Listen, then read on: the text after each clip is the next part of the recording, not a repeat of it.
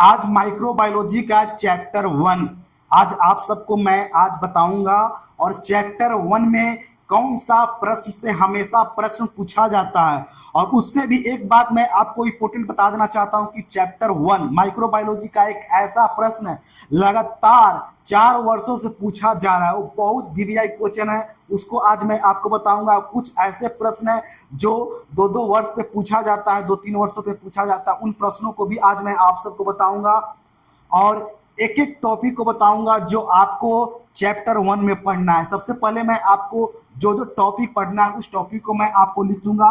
तो सबसे पहला टॉपिक माइक्रोबायोलॉजी है, उसके बाद आपको पढ़ना है इम्यूनोलॉजी पढ़ना है। इम्यूनोलॉजी पढ़ना है, उसके बाद आपको पढ़ना है बैक्टीरियोलॉजी पढ़ना है। उसके बाद आपको पढ़ना है सबसे इंपॉर्टेंट नर्स स्टडी माइक्रोबायोलॉजी। इसको हम मैं आपको विस्तार से बताऊंगा, हड़बड़ाने की कोई जरूरत नहीं है। माइक्रोबायोलॉजी और उसके बाद आपका हो गया प्रोकैरियोटिक और यूकैरियोटिक भी पढ़ना है। देखिए मेरे चैनल पे अगर आप फर्स्ट टाइम हैं तो चैनल को सब्सक्राइब कर लीजिएगा। आपको बीएससी नर्सिंग से हर अपडेट आपको मिलता रहेगा। अभी बीएससी नर्सिंग का कैप्सूल कोर्स चल रहा है और इसमें मैं आपको बताऊंगा एग्जाम से रिलेटेड किस तरह का प्रश्न पूछा जाता है, कौन सा टॉपिक मोस्ट इंपॉर्टेंट है, एक एक चीज को मैं आपको बताऊंगा। चलिए, माइक्रोबायोलॉजी का सबसे इंपॉर्टेंट टॉपिक ये सब है और इसमें सबसे इंपॉर्टेंट टॉपिक है माइक्रोबायोलॉजी। इसका आपको डिफिनेशन पूछ देगा। और ये देखिए मैं जो जो आपको सर्कल लगा रहा हूं ये बहुत इंपॉर्टेंट क्वेश्चन है, वीवीआई क्वेश्चन है। ये आपको हमेशा पूछा जाने वाला प्रश्न ये है। ये आपको बहुत इंपॉर्टेंट प्रश्न है, नर्स स्टडी माइक्रोबायोलॉजी। देखिए ये प्रश्न आपको पूछेगा, why should nurse study microbiology. Why should nurse study microbiology. Nurse microbiology क्यों स्टडी करता है, ये बहुत इंपॉर्टेंट प्रश्न है। ये आपको पढ़ना बहुत इंपॉर्टेंट है। और माइक्रोबायोलॉजी का डिफिनेशन आपको तो जानना जरूरी है क्योंकि आप माइक्रोबायोलॉजी पढ़ रहे हैं और ये प्रश्न हमेशा पूछा जाता है। अगर आप साइकोलॉजी पढ़िएगा तो साइकोलॉजी का डिफिनेशन और ये भी आपको प्रश्न पूछ देगा, why should nurse study psychology, what is the role of psychology in nursing field. तो इस तरह का प्रश्न बहुत इंपॉर्टेंट है, बहुत इंपॉर्टेंट, मोस्ट इंपॉर्टेंट है। साइकोलॉजी का जब मैं स्टार्ट करूंगा उस समय आपको बताऊंगा। तो चलिए, आप ये दोनों प्रश्न तो कंफर्म है कि आपको बहुत इंपॉर्टेंट है। जहां तक इम्यूनोलॉजी का, इम्यूनोलॉजी में आपको पूछ देगा, आपको इम्यूनिटी के बारे में पूछ देगा, नेक्स्ट चैप्टर में आपको मैं बताऊंगा। और बैक्टीरियोलॉजी में आपको बैक्टीरिया का डायग्राम दे देगा आपको पूछने के लिए, तो वो भी नेक्स्ट चैप्टर में है। और प्रोकैरियोटिक आपको बैक्टीरियोलॉजी का जब आप डायग्राम बनाइएगा उसके बारे में लिखिएगा, वहां पर भी ये आपको बहुत इंपॉर्टेंट होगा। चलिए, तो अब मैं आपको बताऊंगा, एक एक करके बताऊंगा। देखिए मैं आपको इस वीडियो में जो भी मैं आपको बताऊंगा इस टॉपिक से रिलेटेड इतना इजी करके बताऊंगा कि आपको याद करने की कोई आवश्यकता नहीं है। बहुत इजी करके बताऊंगा, तोड़ तोड़ के बताऊंगा आपको। चलिए देखिए, सबसे पहले मैं आपको बताऊंगा माइक्रोबायोलॉजी। माइक्रोबायोलॉजी क्या है, क्या होता है माइक्रोबायोलॉजी। देखिए माइक्रोबायोलॉजी के दो वर्ड में हम तोड़ देंगे, एक माइक्रो और दूसरा है बायोलॉजी। जब आप स्कूल में पढ़ते होंगे उस वक्त आपके टीचर बताए होंगे डिफिनेशन बायोलॉजी का। उस समय आपको बताए होंगे biology the branch of science that deal with the study of living organism. तो biology the branch of science ये बहुत कॉमन है, ये आप जानते होंगे। उसी आधार पे मैं आपको बताऊंगा। देखिए माइक्रो मतलब क्या होता है, माइक्रो का मतलब होता है सूक्ष्म, सूक्ष्म का मतलब क्या हो गया, बहुत छोटा, इतना छोटा, इतना छोटा कि आप अपने ओपन आई से नहीं देख सकते। इसको देखने के लिए आपको क्या चाहिए, इंस्ट्रूमेंट चाहिए। तो इंस्ट्रूमेंट जैसे माइक्रोस्कोप चाहिए आपको देखने के लिए, इतना छोटा। तो बहुत छोटा हो गया। बायो मतलब क्या हो गया, लिविंग हो गया। स्टडी मतलब, लॉजी मतलब क्या हो गया, स्टडी हो गया। यानी कि आज हम उस ऑर्गेनिज्म के बारे में स्टडी करेंगे जो इतना छोटा है कि हम अपने ओपन आई से नहीं देख सकते हैं। उसके बारे में आज हम अध्ययन करेंगे। तो उसमें क्या हो गया, आपको बैक्टीरिया हो गया, वायरस हो गया, फंगाई हो गया, तो उनके बारे में आज हम अध्ययन करेंगे।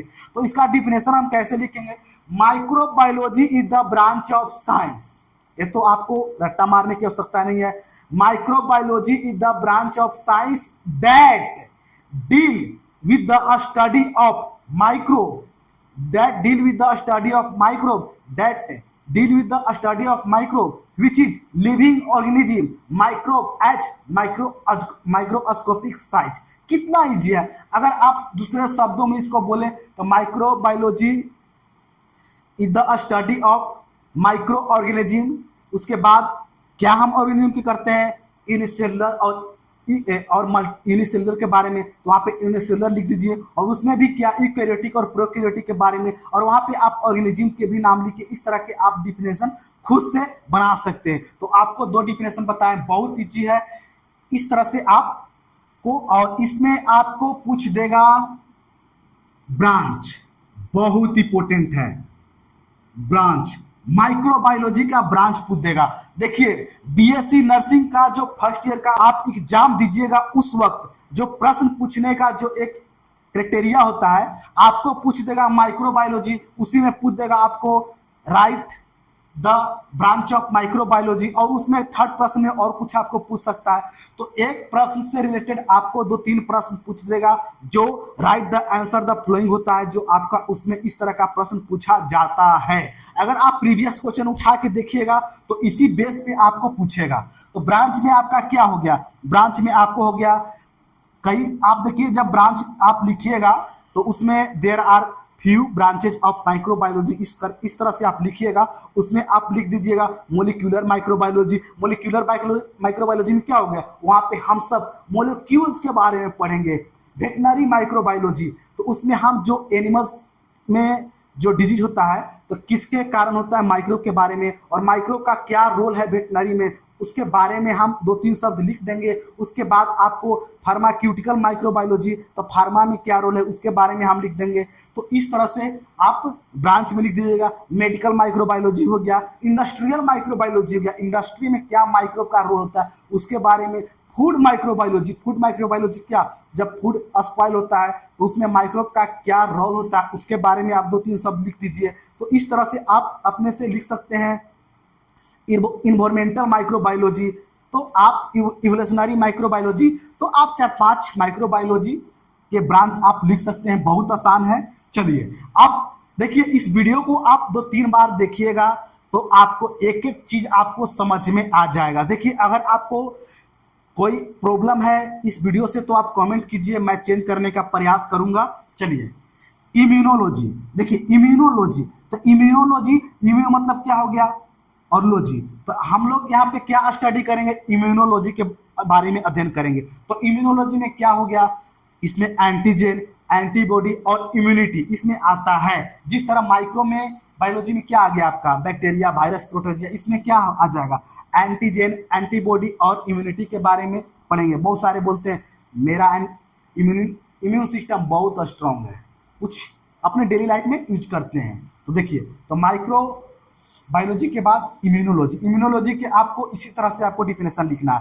Immunology is the branch of medical microbiology, immunology is the branch of medical biology, medical microbiology that deal with the study of antigen, antibody and immunity in the body. कितना आसान है, बहुत आसान है। देखिए आपको इसको डिफिनेशन चाहिए तो आप हमारे व्हाट्सएप और टेलीग्राम ग्रुप में जुड़ जाइए, वहां पे आपको क्वेश्चन मिल जाएगा, नोट मिल जाएगा, हर चीज मिल जाएगा। चलिए इसके बाद इसमें क्या क्या पढ़ना है आपको,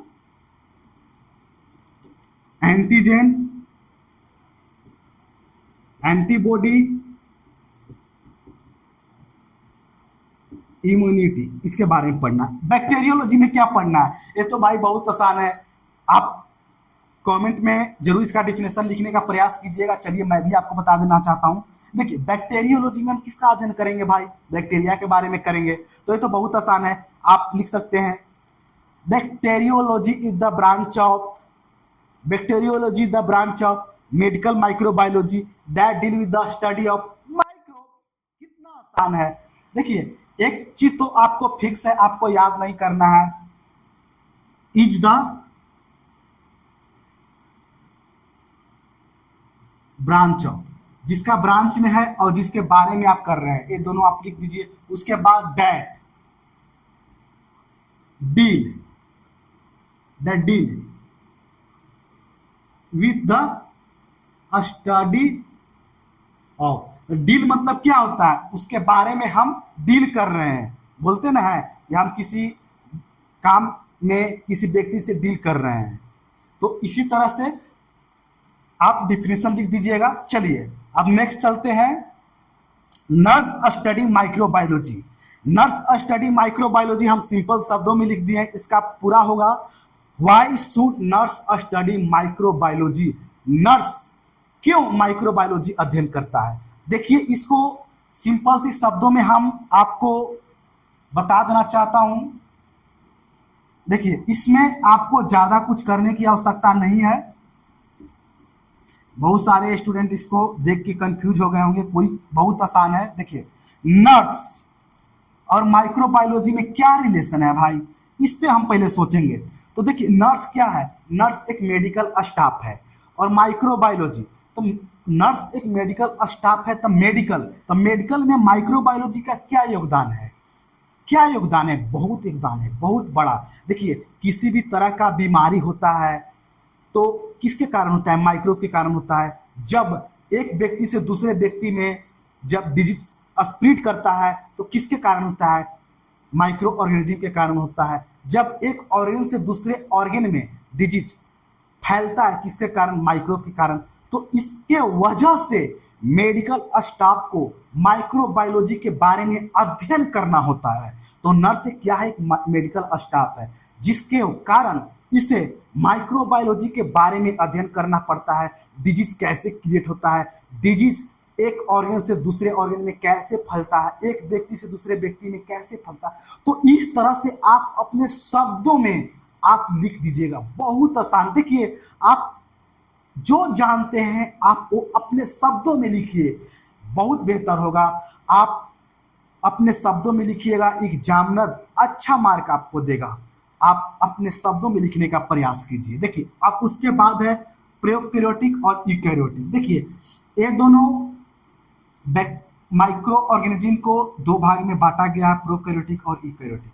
प्रोकैरियोटिक मतलब क्या होता है, यूनिसेलुलर, और यूकैरियोटिक का मतलब मल्टीसेलुलर, और इसमें कुछ यूनिसेलुलर ऑर्गेनिज्म भी आ जाते हैं।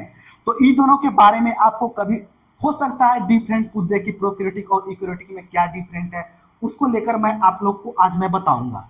तो देखिए नेक्स्ट चैप्टर में जब स्टार्ट करूंगा माइक्रोबायोलॉजी को, उसके बारे में आपको विस्तार से बताऊंगा, डायग्राम के साथ बताऊंगा। लेकिन आज मैं आप सबको डिफरेंट बताऊंगा। देखिए डिफरेंट एक क्या हो गया, prokaryotic, prokaryotic is the unicellular organism, और ये मल्टीसेलुलर हो जाएगा। और इसमें क्या हो जाएगा भाई, इसका साइज बहुत छोटा होता है, इसका साइज बड़ा होता है, ये भी आप लिख सकते हैं डिफरेंट में। दूसरा डिफरेंट इसका क्या हो जाएगा, इसमें न्यूक्लियस नहीं होता है, एब्सेंट होता है, इसमें परजेंट होता है, ये भी लिख सकते हैं। और इसके बाद क्या लिखेंगे, इसमें सेल वाल होता है, तो इसमें सेल वाल जो होता है बहुत कॉम्प्लेक्स होता है। इसमें सेल वाल अगर होगा तो बहुत सिंपल होता है। और उसके बाद इसमें इंडोप्लाज्मी रेटिकुलम नहीं होगा, इसमें होगा। और इसमें माइटोकॉन्ड्रिया नहीं होगा, इसमें माइटोकॉन्ड्रिया होगा। तो माइटोकॉन्ड्रिया क्या होता है, पावर हाउस ऑफ एनर्जी। देखिए प्रोकैरियोटिक में जो भी मेम्ब्रेन, सेल मेम्ब्रेन ऑर्गेनेल है, इसमें नहीं पाया जाता, लेकिन इसमें पाया जाता है। और उसके बाद मैं बात करूं तो डीएनए, तो इसमें डीएनए सर्कुलर होता है, इसमें लिनियर होता है। और अगर मैं बात करूं तो सेक्स रिप्रोडक्शन के बारे में बात करूं तो इसमें एसेक्सुअल होता है, और इसमें सेक्सुअल और एसेक्सुअल दोनों होता है। तो इस तरह से आप डिफरेंट लिख सकते हैं। तो इन सब टॉपिक हैं, और जो जो मैं बताया आप सब पढ़ के जाइएगा। देखिए आप कोई भी चैप्टर आप ओपन कीजिएगा, उसमें आपको बहुत सारा टॉपिक मिलेगा, उसके बारे में बहुत सारे चीज लिखे होंगे। लेकिन मैं अभी जो कैप्सूल कोर्स मैं आप सबको बता रहा हूं, उसमें एग्जाम को लेकर मैं बता रहा हूं, ताकि आप 10 से 15 मिनट के वीडियो में आप पूरा चैप्टर कवर कर सकें। इसको लेकर मैं कैप्सूल कोर्स स्टार्ट किया हूं ताकि सभी स्टूडेंट अच्छे नंबर प्राप्त कर सकें। और जो जो मैं आपको बताया हूं थोड़ा आप विस्तार से भी पढ़ लीजिएगा क्योंकि एक बहुत इंपॉर्टेंट है। और हाँ, एक चीज और मैं आपको बता देना चाहता हूं कि माइक्रोबायोलॉजी में कुछ आप साइंटिस्ट के बारे में भी पढ़ लीजिएगा, वो भी आपको कभी हो सकता है पूछ दे। रोबेट रॉबर्ट पोस्टुलेट बहुत इंपॉर्टेंट है, ये भी आप कुछ पढ़ लीजिएगा। और रॉबर्ट पोस्टुलेट जो जर्मन साइंटिस्ट हैं, वो एक थ्योरी दिए थे। क्या थ्योरी था उनका? थ्योरी था जर्म थ्योरी ऑफ डिजीज, वो भी आप पढ़ लीजिएगा। और ये जो रॉबर्ट कोक थे वो क्या थे? ये एक जर्मन साइंटिस्ट थे और मॉडर्न माइक्रोबायोलॉजी के फाउंडर भी थे। तो आप इस तरह से आप पढ़ लीजिएगा, लुइस के बारे में भी पढ़ लीजिएगा। तो देखिए, साइंटिस्ट के बारे में पूछने का बहुत कम चांस है, लेकिन आप पढ़ लीजिएगा तो बेहतर होगा। और नेक्स्ट वीडियो बहुत जल्द आएगा और आप कमेंट करके जरूर बताएं वीडियो कैसा लगा।